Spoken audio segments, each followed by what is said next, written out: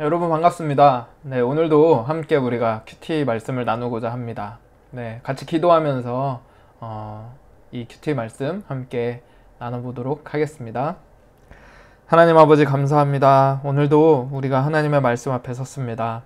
하나님의 말씀이 우리의 길을 밝히 비춰주시고 또 하나님의 마음을 깨달을 수 있는 귀한 시간이 되기를 원합니다.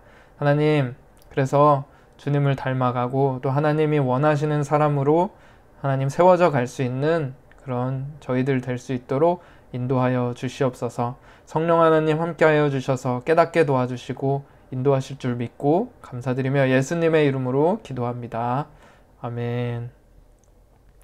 네, 오늘 함께 나누고 싶은 말씀은 룻기 2장 1절부터 7절까지 말씀입니다.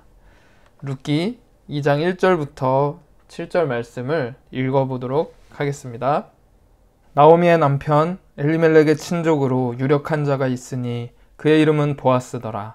모압 여인 룻이 나오미에게 이르되 원하건대 내가 밭으로 가서 내가 누구에게 은혜를 입으면 그를 따라서 이삭을 줍겠나이다 하니 나오미가 그에게 이르되 내 딸아 갈지어다 하매 룻이 가서 베는 자를 따라 밭에서 이삭을 줍는데 우연히 엘리멜렉의 친족 보아스에게 속한 밭에 이르렀더라. 마침 보아스가 베들레헴에서부터 와서 베는 자들에게 이르되 여호와께서 너희와 함께 하시기를 원하노라 하니 그들이 대답하되 여호와께서 당신에게 복 주시기를 원하나이다 하니라.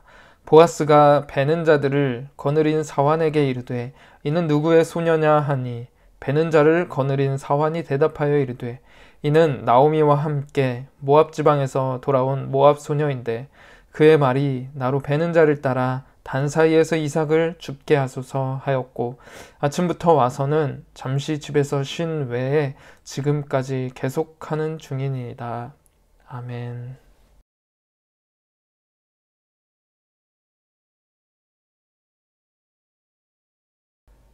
자, 그러면 이제 함께 말씀을 나누어 보도록 하겠습니다. 1절부터 보겠습니다. 나오미의 남편 엘리멜렉의 친족으로 유력한 자가 있으니 그 이름은 보아스더라. 남자 주인공이 이제 등장을 했어요. 보아스라는 사람입니다. 보아스에 대한 설명을 보니까 엘리멜렉의 친족입니다. 그러니까 나오미의 남편인 엘리멜렉의 가까운 친족 가문 중에 한 사람이었어요. 근데 유력한 자래요. 그러니까 어느 정도 사회적인 지위가 있고 능력이 있고 뭐 부도 갖춰진 어떤 영향력이 있는 그런 사람이었던 것 같습니다. 이 보아스라는 사람이 있더라 라고 하면서 이렇게 소개를 하면서 이 2장 말씀이 시작을 해요.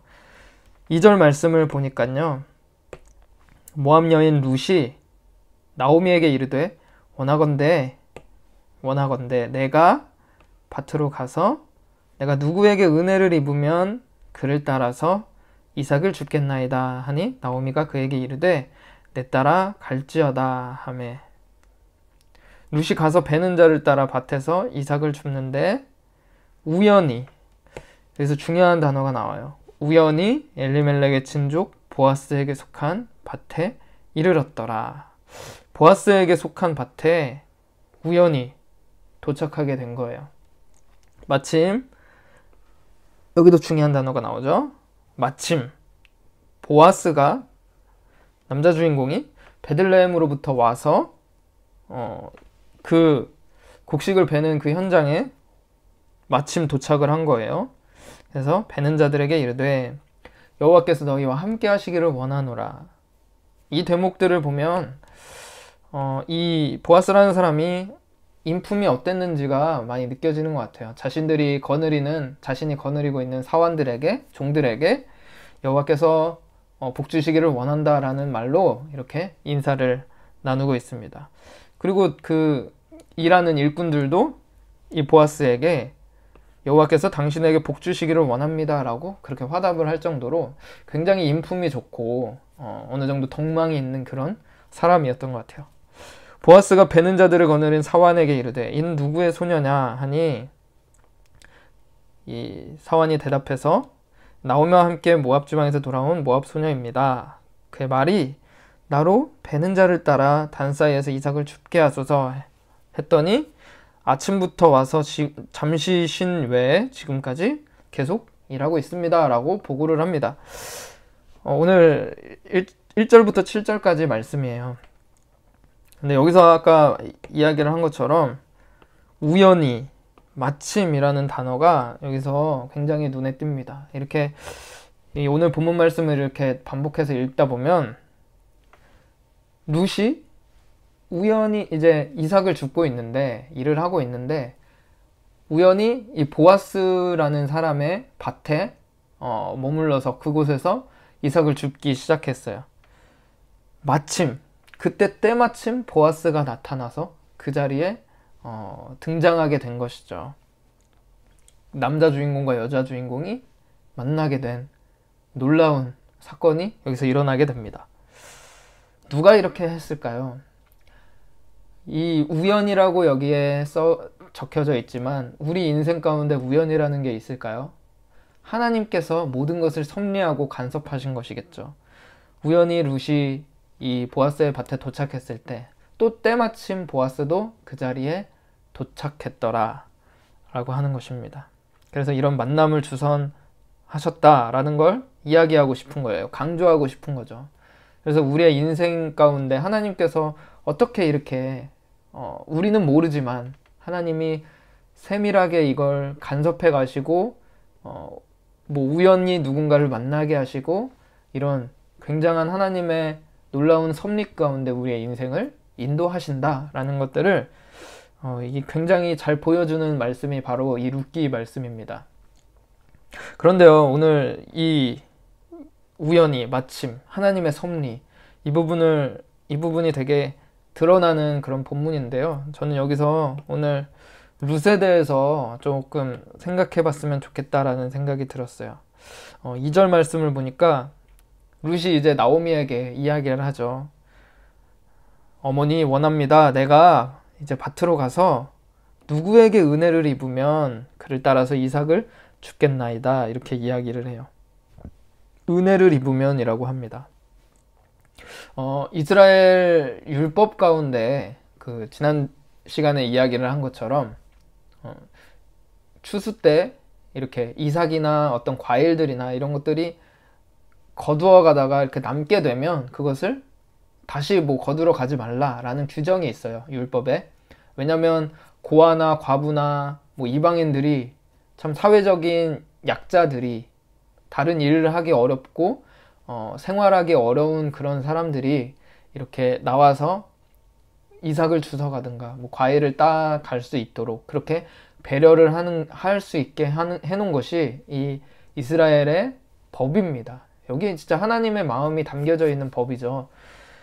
그런데 그렇다고 할지라도 지금 이 시대는 여러분 아시다시피 사사시대이고 각기 자기 옳은 대로 행했던 그런 시대였기 때문에 그런 율법이 이 이스라엘에 이렇게 정해져 있었다고 할지라도 그 밭의 주인이 그것을 허락하지 않는다라고 한다면 그것을 이 이삭을 줍는 일을 할 수 없었을 거예요. 그래서 룻이 그것을 고백하면서 내가 누구에게 은혜를 입어서 이 일을 허락받고 그렇게 이삭을 줄 수 있게 해주시면 그곳으로 가서 제가 이삭을 주워 오겠습니다. 그렇게 그 나오미에게 이야기를 하고 그렇게 일을 하러 나간 것입니다. 자, 그런 점에서 봤을 때 룻이 과연 이렇게 남의 밭에서 이삭을 줍는다는 그 일이 과연 그렇게 쉬운 일이었을까라는 생각을 해보게 됩니다. 이방 땅에서 자기 고향을 떠나 자기 부모와 가족들을 떠나서 시어머니 한 분만을 이제 믿고 또 모시고 그렇게 오게 된 이방 땅에서 이제 생활을 해야 하잖아요. 그런데 이 나오미의 가족들, 나오미의 처지, 나오미와 룻의 처지는 과부에다가 또 이방인에다가 참 생활할 수 없는, 자기 밭도 없고 생활할 수 있는 어떤 그런 수입원들이 없는 약간 그런 가운데 있었을 거예요. 근데 그때 그들이 할 수 있는 것은 법적으로는 정해져 있지만 어쨌든 남의 집에 가서 이삭을 거두어 오는 일, 이삭을 주워 오는 일, 이 일밖에는 없었던 것이죠. 지금 제가 뭐 이 상황들을 다 이해할 순 없지만 한번 생각을 해봤어요. 참 어떤 변변찮은 이렇게 마땅한 어떤 직업도 없고, 그러니까 일을 할 수 있는 환경도 없고, 그런 상황에서 할 수 있는 일들은 뭐가 있을까? 어쩌면 이렇게 다니면서 폐지를 줍고 어떤 돈 될 만한 것들을 나가서 주워오는 그런 일들 있잖아요. 정말 형편이 어쩔 수 없어서 나가서 폐지 하나라도 주워 와야 하는 그런 환경 속에서 어쨌든 살려야 하기 때문에, 먹고 살아야 되기 때문에 그렇게 하루하루 나가서 일을 해야만 하는 그런 모습이지 않았을까. 룻의 상황이, 형편이 그렇게 느껴졌습니다. 자, 그러면 룻은 왜 이렇게까지 했던 걸까요? 룻의 고백이 무엇이었는지를 다시 돌아보게 됩니다. 1장에서 룻이 나오미에게 이렇게 고백을 하죠. 1장 16절에 이렇게 말을 합니다. 룻이 이르되 내게 어머니를 떠나며 어머니를 따르지 말고 돌아가라. 강권하지 마소서. 어머니께서 가시는 곳에 나도 가고 어머니께서 머무시는 곳에서 나도 머물겠나이다. 어머니의 백성이 나의 백성이 되고 어머니 하나님 나의 하나님이 되시리니 어머니께서 죽으시는 곳에서 나도 죽어 거기 묻힐 것이라. 만일 내가 죽는 일 외에 어머니를 떠나면 여호와께서 내게 벌을 내리시고 더 내리시기를 원하나이다 하는지라. 룻의 고백이었어요. 내가 어머니 죽는 곳에서 나도 죽고 어머니가 죽는 일 외에 내가 죽는 일 외에 어머니를 떠나면 내게 벌을 내려도 좋습니다. 그러니까 어떤 형편에 있든지 간에 그 어머니를 모시고 또 여호와 앞에 서겠다라는 그 고백을 지키기 위한 삶이었던 거예요. 자, 그런데 그 삶의 결과가 어떤 것이었죠? 그냥 나가서 먹고 살기 위해서 이삭을 주어야 하는, 어떻게 보면 우리 형편으로 생각해 보면 뭐 어떻게든 살아남기 위해서 폐지라도 주워야 하는 그런 형편. 룻은 어떻게 보면 젊은 나이였을 거고 굉장히 자기 고향에서도 살아갈 수 있는 수많은 환경들이 있었을 텐데, 좋은 형편들이 있었을 텐데, 하나님 앞에 살고자 했던 그 고백, 그리고 어머니를 모시겠다라고 했던 그 고백을 지키기 위해서 정말 너무나 어떻게 보면 비참하고 수치스러워 보일 수 있는 그런 형편까지도, 생활까지도 감수하면서 그렇게 살았다라는 것이죠. 우리는 어떻게 보면 이 룻에 대해서 생각하기를, 진짜 하나님의 복을 받고 이런 유력한 자를 만나게 하시는 하나님의 우연에 너무나 많은 초점을 맞추는 것 같아요. 그래서 굉장히 하나님 나한테도 저런 우연을 가장한 복을 내려주셨으면 하는 기대를 굉장히 품는 것 같아요. 저도 마찬가지고요. 그런데 그에 앞서서 이 룻의 삶의 모습을 바라봤을 때, 이때는 사실 룻이 그런 하나님의 복에 대해서, 그러니까 하나님의 계획에 대해서, 섭리에 대해서는 룻이 다 이해할 수 없었잖아요. 그냥 그저 주어진 현실, 굉장히 어떻게 보면 이방 땅에서 낯설고 어려운 그런 현실을 맞이해야 할 수밖에 없었던 그런 룻의 현실이었는데, 룻은 자신이 고백했던 그 하나님 앞에서 살겠습니다, 그 시어머니를 모시는 그 삶을 살겠습니다 라고 했던 그 고백을 놓치지 않고 그렇게 하루하루를 살아갔던 사람이었음을 보게 됩니다. 오늘 말씀을 보면서 느낄 수 있는 것은 룻의 모습이었습니다. 룻은 이 당시에 하나님의 섭리에 대해서 이해할 수 없었고 깨달을 수 없었겠지만, 자신이 고백했던 그 하나님 앞에서 살아가겠다라는 삶, 그리고 시어머니 앞에서 시어머니를 모시고 그렇게 살아가겠다라고 했던 그 고백을 지켰던 그런 사람이었다라는 것을 볼 수가 있습니다. 참 이 룻의 모습을 보면 굉장히 부끄러운 것 같아요. 이제 이방 여인에다가 뭐 신앙의 환경이 좋았을 리도 없고, 그럼에도 불구하고 하나님의 앞에서 했던 그 고백을 삶으로 이렇게 살아가고 있는 모습들을 보면서 참 많은 도전이 되고 많이 제 자신이 많이 부끄러움을 느끼게 되는 것 같습니다.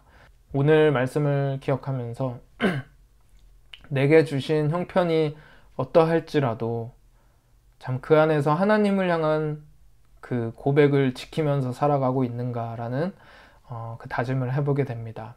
오늘 말씀 생각하시면서 여러분들도 룻의 마음을 다시 한번 돌아봤으면 좋겠고, 또 그렇게 하나님 앞에서 살아가는 저와 여러분이 됐으면 좋겠습니다.